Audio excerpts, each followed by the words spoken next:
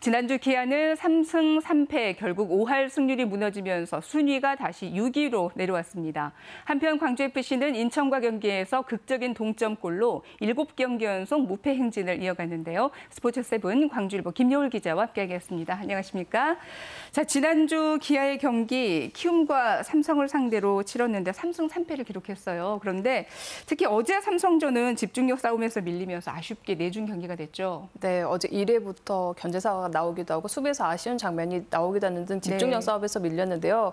대체 선발 황동화 선수 비록 88분 동안 경기가 중단됐던 악재 속에서도 4.2이닝 3실점 본인이 역할을 해줬고요. 소크라테스 선수의 동점 3런도 나왔지만 결국은 이 경기 패배를 하면서 삼성전 누징 시리즈 10위 키움 그리고 9위 삼성과의 경기에서 3승 3패 제자리걸음했고요. 결국 승률로 5할 밑으로 내려온 상황입니다. 네, 최근 기아가 마운드에 대한 고민이 커지고 있는데 결국에 2경기 연속 대량 실점을 한 양현종 선수 엔트리가 말소됐어요. 네, 지난 키움과의 화요일 경기 일주일 만에 마운드에 등판을 했고요. 네. 초반 흐름은 나쁘지 않았습니다. 앞선 경기들에 비해서 제구라든가 힘도 더 있는 모습이었는데 하지만 4회 2기를 넘지 못했고요. 볼넷 2개 내주기도 했고 김혜성 선수에게 말로 홈런 맞는 등 5.2이닝 7실점 다시 한번 양현종 선수가 흔들렸습니다. 네. 앞서 LG와의 경기에서 1회부터 5실점했고 2회 실책이 빌미가 되면서 80점, 6자책점 기록했었는데요. 결국 양현종 선수가 엔트리에서 말소가 됐고 잠시 좀 쉬어갑니다. 한 턴 쉬고 이제 복귀를 하게 되는데요.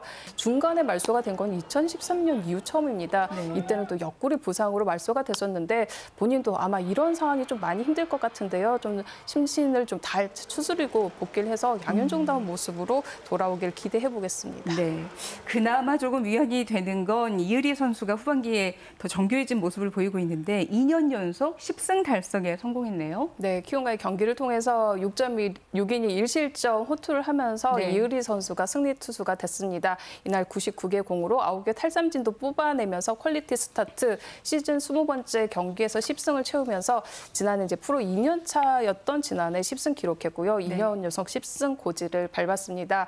이의리 선수 후반기에는 좀 더 안정적인 모습, 볼과 스트라이크 비율도 좀 괜찮고요. 여기에 공격적인 피칭을 하는 모습인데 이의리 선수도 마운드에 오르면서 맞으려고 올라간다. 그만큼 타자와 승부를 하는 모습을 보여주고 있습니다. 또 지난 경기를 통해서 규정 이닝에 진입했기 때문에 그 순위에 또 이름을 올리게 됐습니다. 다승 부문 공동 4위에 지금 이름을 올린 상황인데요.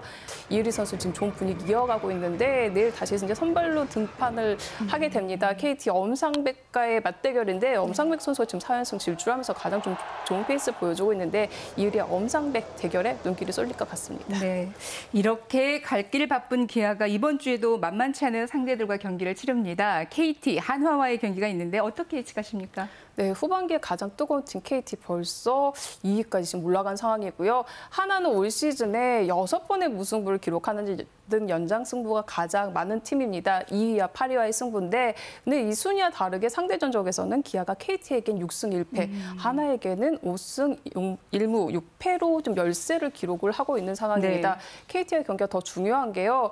가장 적은 경기, 비록 많은 경기가 취소되면서 앞으로 KT와는 9경기를 더 치러야 됩니다. 네. 불펜의 운영 좀 아쉬움. 올 시즌 잡투수들이 많은데 좀 폭넓은 활약이 아쉬운 모습인데요. 어떻게 좀 운영하느냐 이 부분이 중요할 것 같고요. 지난주 기아 7개 실책이 기록이 됐는데 네. 2개는 1루수 최원준 선수, 그리고 5개는 3루수 김도영 선수가 기록을 했습니다. 네. 최근 공격이 좋지 못하다 보니까 수비에 또 부담이 가고 수비에서 실수가 나오다 보니까 공격에서도 부담을 갖는 이런 부분이 좀 나오는 모습인데요. 네. 이 선수도 실수는 좀 빨리 잊고 매 이닝에 좀 집중해야 될 것 같습니다. 네. 자, 그리고 축구 이야기를 좀 해보겠습니다. 지난주 광주FC 승점 2점 차로 뒤를 바짝 쫓고 있는 인천과 경기를 치렀는데 극적인 동점골이 나오면서 무승부가 됐네요. 네, 전반전에 몇 차례 좋은 기회가 있었는데 허율 선수 헤더도 좀 막히기도 하고 네. 0대0으로 전반은 마무리가 됐고요. 후반 4분 만에 실점을 기록했는데요. 이때 골키퍼 선수 길게 올린 공이 인천의 제루소 선수에게 연결이 됐고요. 강주 수비진이 열심히 쫓긴 했지만 결국 네. 실점을 기록했습니다.